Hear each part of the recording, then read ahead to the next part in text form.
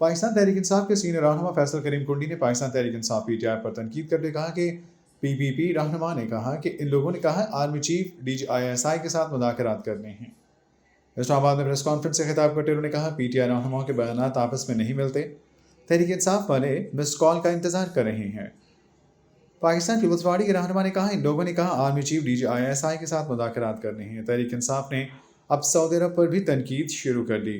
ماضی میں P T I نے چینی صدر کا دورہ سبوتاژ کیا تھا۔ فیصل کریم کنڈی کا کہنا تھا کہ ہم سیاستدان ہیں، مذاکرات پر یقین رکھتے ہیں۔ پی ٹی آئی والے دوبارہ فوج کو سیاست میں دھکیل رہے ہیں۔ انہوں نے کہا پی ٹی آئی رہنماؤں کے بیانات آپس میں ہی نہیں ملتے، تحریک انصاف والے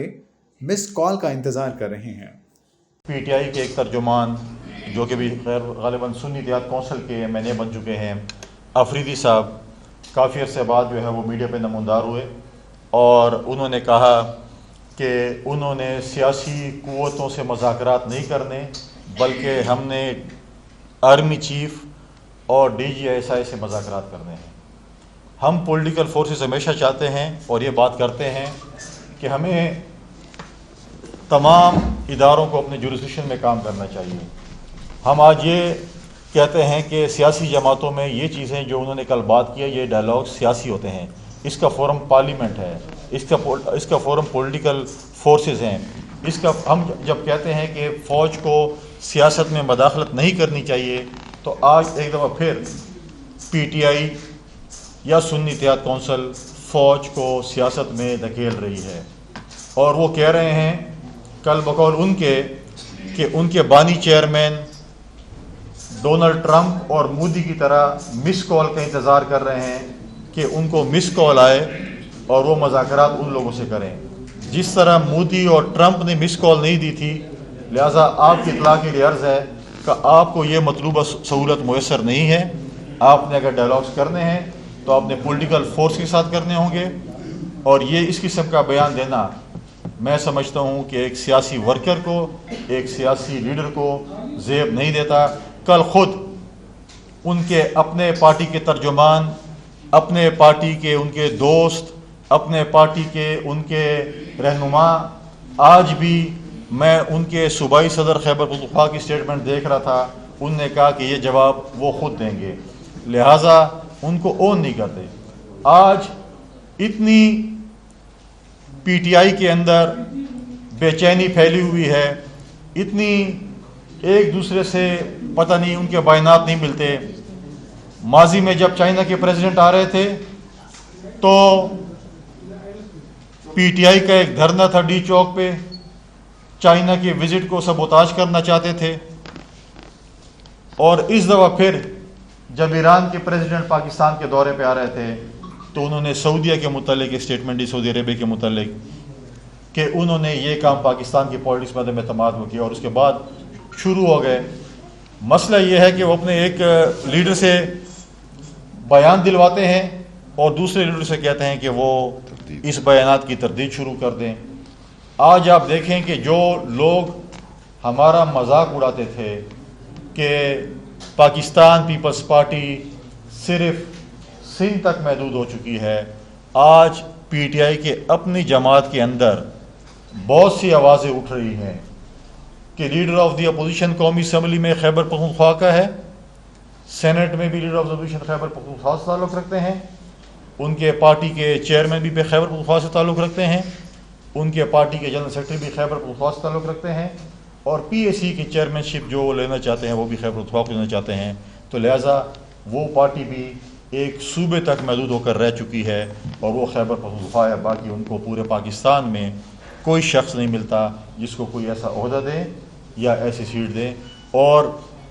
پی اے سی میں بھی اگر آپ دیکھیں کہ اس وقت گھمسان کی لڑائی شروع ہے پی ٹی آئی کے اندر۔ کبھی ان کے پارٹی کے بانی چیئرمین کہتے ہیں کہ فلاں شخص ہوگا،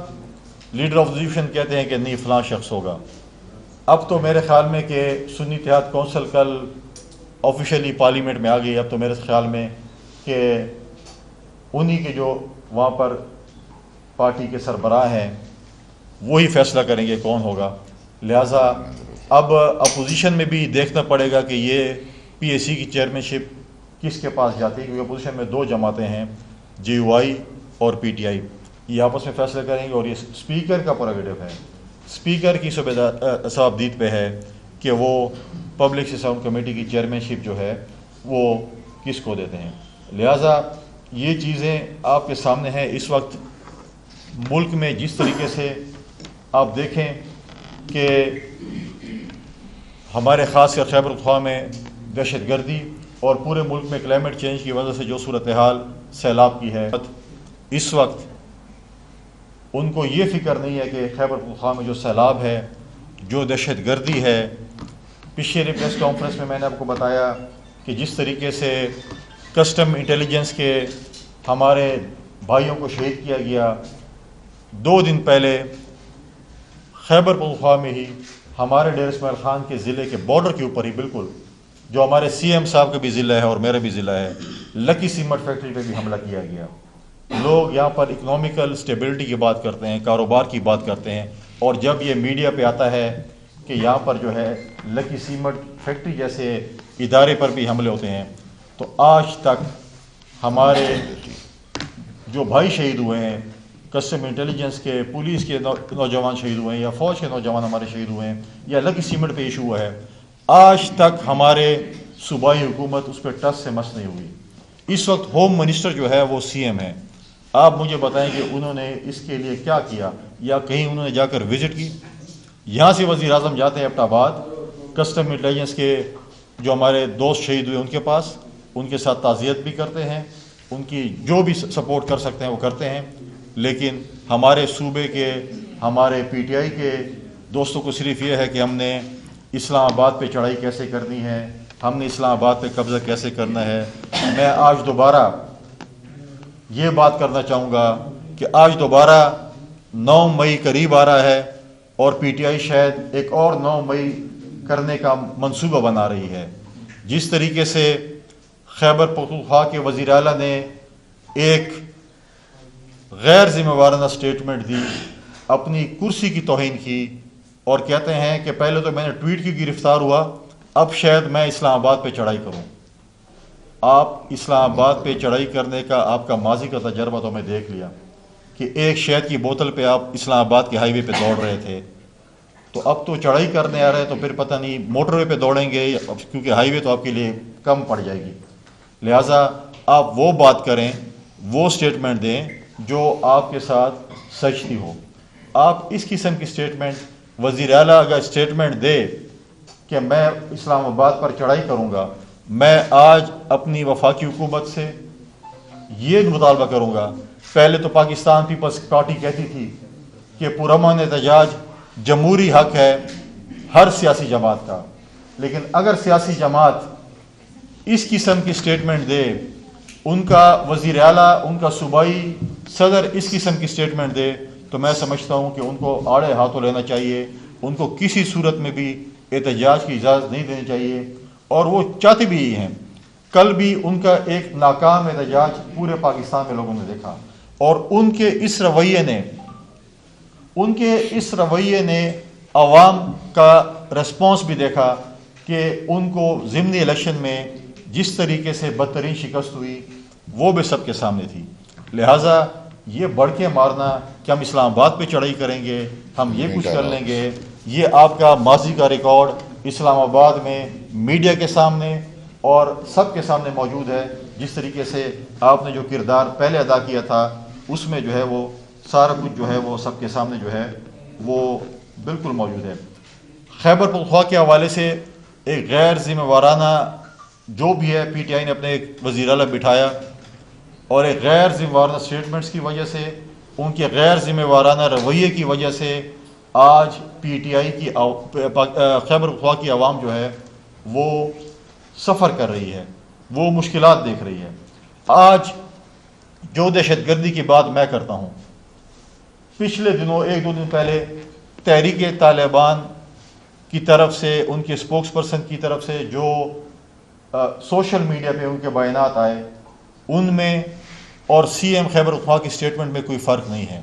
جب ہم کہتے ہیں کہ جو دہشت گرد میرے فوج پہ، میرے پولیس کے نوجوانوں پہ، میرے سول سوسائٹی کے لوگوں پہ، میرے میڈیا کے لوگوں پہ، میرے سیاستدانوں پہ جو بھی فائر کرے گا، ان کو نقصان پہنچائے گا، اس کے اوپر زیرو ٹالرنس ہونی چاہیے، نیشنل ایکشن پلان پہ عمل درآمد ہونا چاہیے۔ اور دوسری طرف جن لوگوں کو انہوں نے خیبر پختونخوا میں پچھلی حکومت میں آباد کیا، آج جب انہوں نے ہتھیار لیے، آج دوبارہ وزیر اعلیٰ کہتا ہے کہ نہیں، ان کے ساتھ مذاکرات ہونے چاہیے۔ اگر ان لوگوں کے ساتھ کبھی مذاکرات نہیں ہو سکتے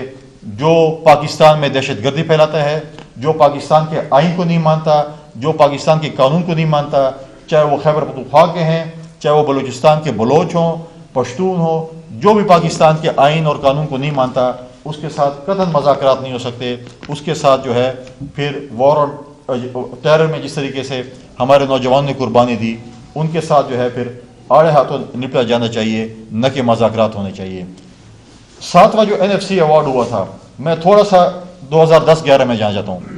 پریزیڈنٹ زرداری صاحب تھے اور اس وقت جو ہے 7واں NFC ایوارڈ ہوا تھا، اور اس میں خیبر پختونخوا کو وار آن ٹیرر میں 1% جو ہے وہ پیسے ملے تھے، کہ 1% اضافی پیسے NFC ایوارڈ میں خیبر پختونخوا کو ملے تھے۔ آج مجھے خیبر پختونخوا کی حکومت بتائے کہ آپ نے 9 سال پہلے اور ابھی آپ کی جو حکومت چل رہی ہے، آپ مجھے بتائیں کہ آپ نے وار آن ٹیرر میں جو آپ کو سالانہ 50-60 ارب روپے مل رہے تھے، آپ نے وہ کہاں خرچ کیے؟ آج ہمارے پولیس کے ساتھ اگر نائٹ ویژن نہیں ہے، ان کے پاس اگر ٹیکنیکل چیزیں نہیں ہیں، مطلب ہے کہ جو ان کو چاہیے ہوتی ہیں، آج ان کے پاس اگر ان کی خیبر پختونخوا کی پولیس کی تنخواہیں آج پورے پاکستان پہ سب سے کم ہیں،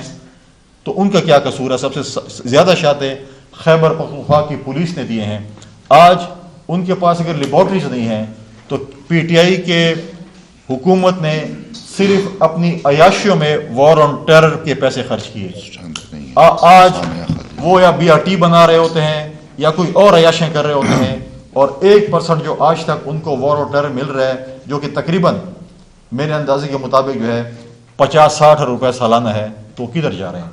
آج بھی میں وفاقی حکومت سے یہ مطالبہ کروں گا کہ اس کی بھی انکوائری ہونی چاہیے کہ 10 سالہ دور میں انہوں نے جو ایکسٹرا NFC ایوارڈ کے پیسے مل رہے تھے 1% کے، وہ انہوں نے جو ہے وہ کدھر خرچ کیے؟ آج ہمارے پاس ٹیکنالوجی نہیں ہے پولیس والوں کے پاس، آج ڈرون کیمریز کی کمی ہے، آج اگر ان کے پاس بلٹ پروف جیکٹس کی کمی ہے، آج اگر ان کی تنخواہیں کم ہیں، تو یہ ہمارے صوبے کے پولیس کے قصور نہیں ہے، یہ ہمارے صوبے کے ان حکمرانوں کا قصور ہے جو ہمارے اوپر 10 سال جو ہے وہ مسلط رہے ہیں۔ کل بھی انہوں نے جو بات کی، ہم تو آج بھی کہتے ہیں کہ ہمارے خیبر پختونخوا کے ایشوز ہیں۔ کل اگر انہوں نے وزیر اعلیٰ نے اگر بات کی ہے اپنی میٹنگ میں کاربن کے حوالے سے، تو اس طریقے سے اگر خیبر پختونخوا میں اگر پیسے جنریٹ کیے جائے تو ٹوبیکو جو ہے، ٹوبیکو کا جو ٹیکس ہے وہ لاگو ہونا چاہیے۔ WHO نے بھی کہا ہے، اور اس ٹیکس سے جو ہے تقریباً میں سمجھتا ہوں کہ تقریباً 2-3 ارب روپے جو ہے وہ خیبر پختونخوا حکومت جنریٹ کر سکتی ہے۔ لیکن اگر اس طرف ان کی توجہ تو ہو، ان کی توجہ تو بینڈ باجوں، توتیوں، چوکوں پہ ناچنے پہ، احتجاج کرنے پہ ہے، ذمہ وارانہ حکومت کرنے پہ ان کی توجہ بالکل نہیں ہے۔ آج اگر خیبر پختونخوا سفر کرے گا، آج اگر ہمارا صوبہ سفر کرے گا، تو ان کی کوتاہی اور نااہلی کی وجہ سے ہوگا، کیونکہ ہمارے پاس بہت سے ایسے ایشوز ہیں۔ آج ہمارے جو پراپرٹی کا بزنس جو کر رہے ہیں، ان کے اوپر 23% ٹیکس ہے۔ اس کی آواز اٹھانی چاہیے کہ ہمارے جو لوگ جو وہاں پر سب سے زیادہ ٹیکس، پراپرٹی ٹیکس جو ہے اس وقت خیبر پختونخوا میں ہے، اس کی آواز نہیں اٹھائی جاتی۔ آج اگر وہ یوتھ کی بات کرتے ہیں تو سندھ کا جو ہے ماڈل فالو کریں، اور ہمارے جو اسٹوڈنٹ یونین ہے ان کے اوپر پابندی ہٹائیں۔ پاکستان پیپلز پارٹی واحد جماعت ہے جس نے سندھ اسمبلی سے، اپنی حکومت سے اسٹوڈنٹ یونین پہ جو ہے وہ پابندی اٹھائی۔ آج ہم یہ بھی مطالبہ کرتے ہیں کہ خیبر پختونخوا میں جو ہے صوبائی حکومت جو ہے اسٹوڈنٹ یونین سے جو ہے اس کی جو ہے پابندی اٹھائے۔ دوسری سب سے امپورٹنٹ چیز، ہمارے وزیر اعلیٰ موصوف کے اپنے بھائی بھی وزیر بلدیات رہے۔ آج 3 سال ہو گئے ہیں ہمارے بلدیاتی الیکشن ہوتے ہوئے، اور آج ہمارے جو ناظمین ہیں، کونسلرز ہیں، بلدیاتی نمائندے ہیں، آج وہ ترس رہے ہیں کہ وہ فنڈز کدھر ہیں، جو کہ ہم سے وعدہ کیا گیا تھا کہ 20% ADB کا 20% جو ہے وہ انہوں نے بلدیاتی اداروں کو دینے تھے۔ آج تک 1 روپے بھی، 1% بھی نہیں دے چکے۔ یہ چیزیں ہیں جو ہمارے صوبے میں کرنے کی ہیں۔ یہ کہتے ہیں نہیں، ہم نے احتجاج کرنا ہے، ہم نے چڑھائی کرنی ہے، ہم نے ڈائلاگ مارنے ہیں، ہم نے فلم کی ایکٹنگ کرنی ہے۔ اس کے لیے آپ کے پاس اور ٹائم بہت ہے، لیکن اپنے صوبے کی بات کریں. اب اس وقت جو ہے صوبے میں انہوں نے جس طریقے سے کیبنٹ کے ذریعے بجٹ کو پاس کیا وہ سراسر غیر آئینی ہے اور غیر قانونی ہے. اسمبلی کے ہوتے ہوئے آپ اگر آرٹیکل 125 کو دیکھیں تو یہ سب اگر نگراں حکومت ہو تو آپ کیبنٹ کے ذریعے اپنا بجٹ پاس کر سکتے ہیں. اگر اسمبلی موجود ہو، اسمبلی کو بائی پاس کیا جائے. آج ان کی میجورٹی اسمبلی میں، اور وہ اسمبلی کا اجلاس بلانے سے کتراتے ہیں، ڈرتے ہیں کہ ہم اسمبلی کا اجلاس نہیں بلاتے کہ بجٹ ہمیں پاس کرنا پڑے. دوسری طرف وہ ڈرتے ہیں کہ ہمیں جو ہے ریزرو سیٹوں پہ جو ہے اوتھ لینا پڑے گا. آپ کب تک چھپے گے اوتھ سے؟ آپ نے اوتھ لینا پڑے گا، چاہے آپ روئیں چاہے آپ ہنسیں. آپ کو ان ریزرو سیٹوں پہ جو ہمیں ملی ہیں ان پہ آپ کو اوتھ لینا پڑے گا، ورنہ شاید پھر آپ کو 5 سال اسمبلی کے اجلاس ہی نہ بلانا پڑے اس ڈر سے کہ وہ اوتھ لے لیں گے. لہٰذا یہ چیزیں تھیں جو میں نے آپ کے ساتھ ڈسکس کرنی تھی. ایک ایسا رویہ ایک ایسی جماعت کا جو کہ آپ کے سامنے ہے، اور میں نے پہلے بھی کہا تھا کہ 5 فرینچائز ہیں، اور وہ میری جو بات ہے وہ آپ کو سب کے سامنے ہوتی ہے، کیونکہ ایک فرینچائز جو ہے وہ ایک بیان دیتی ہے، دوسرا بیان دیتی ہے. لہٰذا میرا آپ کی توسط سے، آپ ملتے رہتے ہیں ان سے، کم از کم یہ بتا دیں کہ ایتھینٹک فرینچائز کون سی والی ہے جس سے بندہ جو ہے اس کا بیان جو ہے بندہ سیریسلی لے سکے. شکریہ، بڑی مہربانی.